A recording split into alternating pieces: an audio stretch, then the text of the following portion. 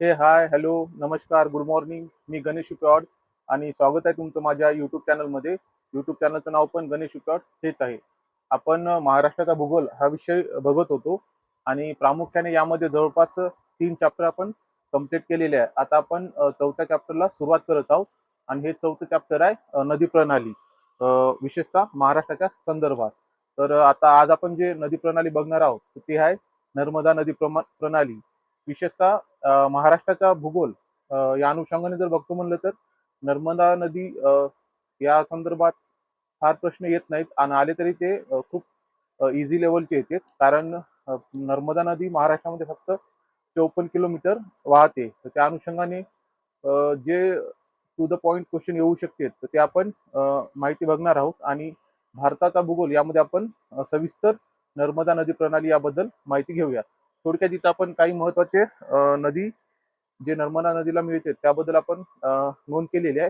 चला तर मग महाराष्ट्राच्या अनुषंगाने महाराष्ट्राचा भूगोल या दृष्टीने कोणकोणते नर्मदा नदी संदर्भात महत्वाचे कंटेन आहे ते आपण जाणून घेऊया. तर इथं बघत आहात तुम्ही, आपण टायटल मेन्शन केलेलं आहे ऑलरेडी, व्हाईट बोर्डवर सगळं लिहून ठेवलेलं आहे.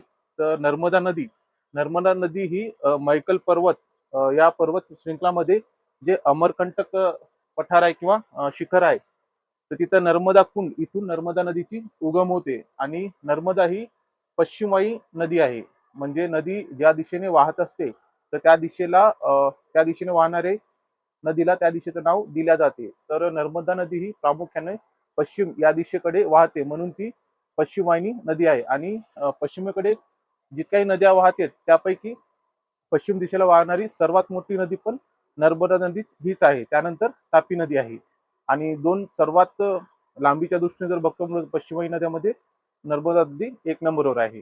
तर याबद्दल आपण आज माहिती घेणार आहोत. बघत आहात तुम्ही इथं नर्मदा नदीचं उगमस्थान मैकल पर्वत, अमरकंटक शिखर, तिथून नर्मदा नदीचा उगम आहे नर्मदा कुंड पासून. आणि ही पश्चिमवाही नदी आहे तिथं नोट केलेलं आहे, बघत आहात तुम्ही. आणि नर्मदा नदी जशा पद्धतीने पश्चिमेकडे वाहत असते त्या पद्धतीने तिला वेगवेगळ्या दिशेने उपनद्या पण मिळत असते. प्रत्येक महत्वाच्या नदीला महत्वाचे उपनद्या पण राहत असते.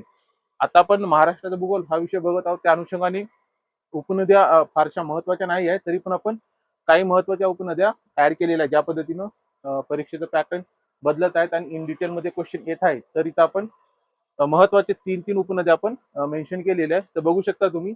आता सुरुवातीला आपण बाजू समजून घेऊया. ही दिशा पश्चिमेकडे आहे, पूर्व, पश्चिम, उत्तर आणि दक्षिण. तर कोणत्या दिशेने कोणती नदी येत आहे किंवा नदीच्या उजव्या बाजूने नदी मिळत आहे का डाव्या बाजूने मिळत आहे, तर हे दिशा आपल्याला लक्षात ठेवणे खूप गरजेचं आहे. आता नर्मदा नदी ही पश्चिमेकडे वाहत आहे. तर नदी ज्या दिशेने वाहत असते तर वाहणाऱ्या दिशेने उदाहरण घ्यायचं असेल तर नदी पश्चिमेकडे वाहत आहे आणि मी पश्चिमेकडे तोंड कडून आहे. तर नर्मदा नदीची जे उजवी दिशा आहे, माझा उजवा हात हे नर्मदा नदीची उजवी बाजू आणि माझा डावा हात हे नर्मदा नदीची डावी बाजू. तर ज्या दिशेने नदी वाहत असते त्या दिशेने वाहणाऱ्या नदीला त्या दिशेचं नाव दिल्या जाते आणि बाजू पण त्याच पद्धतीने कन्सिडर केले जाते. जशा पद्धतीने आपण चालत आहोत, ज्या दिशेने आपण चालत आहोत आणि आपला उजवा भाग आणि आपला डावा भाग याच दृष्टीने नदीला पण दिशा दिल्या जात असते.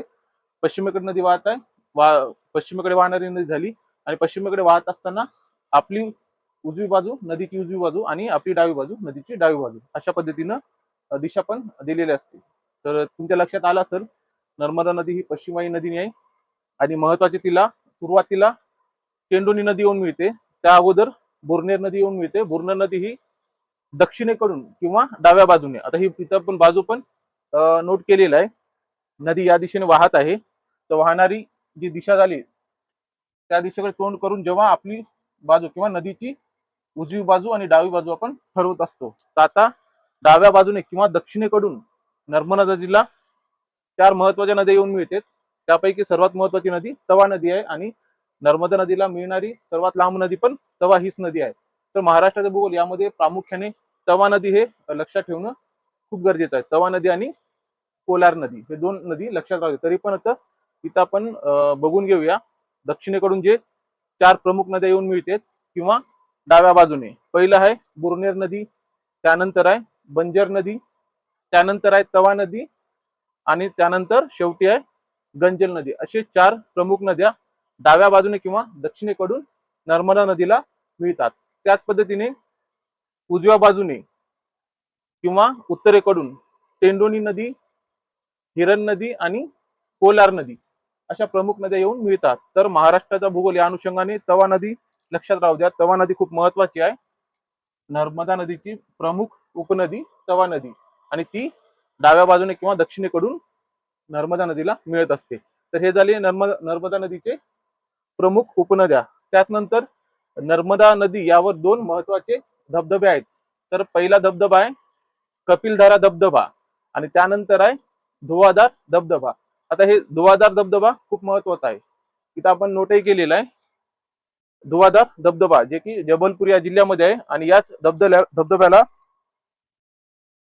भेड़ाघाट किंवा धुवाधार या 2 नावाने ओळखले जाते. भेड़ाघाट किंवा धुवाधार एकच आहेत ते. भेड़ाघाट म्हणून येऊ शकते प्रश्नामध्ये किंवा धुवाधार येऊ शकते. धुवाधार धबधब्याला आपण भेड़ाघाट धबधबा आहे असेही म्हणतात. आणि जिल्हा कोणता आहे तर जिल्हा आहे जबलपूर. नर्मदा या नदीवर 2 धबधबे आहेत. पहिला आहे कपिलधारा धबधबा, नंतर आहे धुवाधार धबधबा. धुवाधार धबधब्यालाच भेड़ाघाट धबधबा असेही म्हणतात. आता आपण महाराष्ट्रामध्ये किती लांबी आहे ही समजून घेतलेलो आहे. महाराष्ट्रामध्ये एकूण 54 किलोमीटर नर्मदा नदीची लांबी आहे आणि एकूण भारतामध्ये जर बघतो म्हणलं तर नर्मदा नदीची संपूर्ण जी लांबी आहे ती आहे 1315 किलोमीटर. तर हे झाले महत्वाचे माहिती नर्मदा नदी प्रणाली संदर्भात.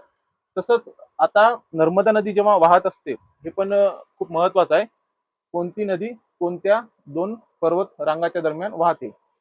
तर नर्मदा नदी वाहत असताना नर्मदा नदीच्या उजवीकडे किंवा उत्तरेकडे विघ्न पर्वत आहे आणि दक्षिणेकडे सातपुडा पर्वत आहे. तर नर्मदा नदी विघ्न पर्वत आणि सातपुडा पर्वत या 2 पर्वत शृंखलाच्या दरम्यान वाहत असते आणि या दरम्यान वाहत असताना इथंच तो खचदरीचा भाग तयार करत असतो किंवा याच खचदरीतून नर्मदा नदी वाहत असते. आणि हा जो खचदरीचा भाग आहे तो आहे संगमरवर या खडकापासून तयार झालेला तो दरी आहे किंवा या भागामध्ये संगमरवर प्रामुख्याने आढळत असताना तिथं खचदरीचा भाग तयार झालेला आहे. तर नर्मदा नदी आणि तापी नदी असे 2 प्रमुख नद्या आहेत जे खचदरीतून वाहत असतात. त्यापैकी नर्मदा नदी जे खचदरीतून वाहते त्याचं कारण असं आहे की उत्तरेकडे विघ्न पर्वत आणि दक्षिणेकडे सातपुडा पर्वत यामध्ये जो काही पर्वत शृंखला दोन्ही बाजूने जवळ आलेले आहे तिथं खचदरीचा मार्ग तयार होतो आणि त्या खचदरीतून नर्मदा नदी वाहत असते. तर हे झालं नर्मदा नदीच्या बाबतीत सविस्तर माहिती आपण घेतलेली आहोत एक्झाम ओरिएंटेडनं टू द पॉइंट. तर त्या तसंच नर्मदा नदी यावर काही प्रमुख धरणे पण आहेत. इथं बघू शकता तुम्ही नर्मदा नदी यावर काही प्रमुख धरण आहेत ते आपण इथे नोट केलेले आहोत. तर प्रमुख धरणापैकी पहिला आहे इंदिरा सागर धरण, त्यानंतर ओंकारेश्वर डॅम, ओंकारेश्वर धरण, त्यानंतर महेश्वर धरण आणि सर्वात मोठं जे धरण आहे ते आहे सरदार सरोवर जे की गुजरातमध्ये आहे आणि सरदार वल्लभभाई पटेल यांची 182 फुटाची जी मूर्ती आहे ती याच डॅम मध्ये याच तलावामध्ये स्थापित करण्यात आलेली आहे. तर हे झाले नर्मदा नदीवरचे प्रमुख धरणे. तसंच नर्मदा नदीवर काही प्रमुख स्थळे पण आहेत. तर जे ओंकारेश्वर ज्योतिर्लिंग आहे ते नर्मदा नदी काठावर आहे आणि धुवाधार धबधबा जे आपण अगोदर बघितलेलो हे पण नर्मदा नदीवर आहे. तर हे झालं नर्मदा नदीच्या अनुषंगाने महत्वाची माहिती. आता नर्मदा नदी पश्चिमेकडे वाहत असताना नर्मदा नदी ही अरबी समुद्राला मिळते कारण ती पश्चिम वाहिनी नदी आहे. पश्चिम वाहिनीमधली सर्वात मोठी नदी आहे आणि ती अरबी समुद्राला जाऊन मिळत असते. जेव्हा ही अरबी समुद्राला मिळते तर तेव्हा ते 2 प्रकारचे बीट तयार करते. नर्मदा नदी अरबी समुद्राला गुजरात या राज्यात मिळते. खंबाचे जे आखात आहे किंवा गुजरातमधील भरूच या जिल्ह्यामध्ये नर्मदा नदी अरबी समुद्राला मिळते आणि ज्या ठिकाणी अरबी समुद्राला मिळते त्या ठिकाणी 2 बेट तयार करते आणि हे बेट आहे पहिलं बेट आहे आलिया बेट आणि दुसरं आहे दासन बेट. असे गुजरात राज्यामध्ये 2 बेट तयार करते. ते नदीच्या मिलनामुळे समुद्रात जेव्हा नदी मिळत असते तेव्हा ते 2 बेट तयार झालेले आहे. याला नदी बेट पण म्हणतो. लक्षात राहू द्या आलिया बेट आणि दासन बेट असे 2 बेट नर्मदा नदी त्याच्या मुखाशी तयार करते.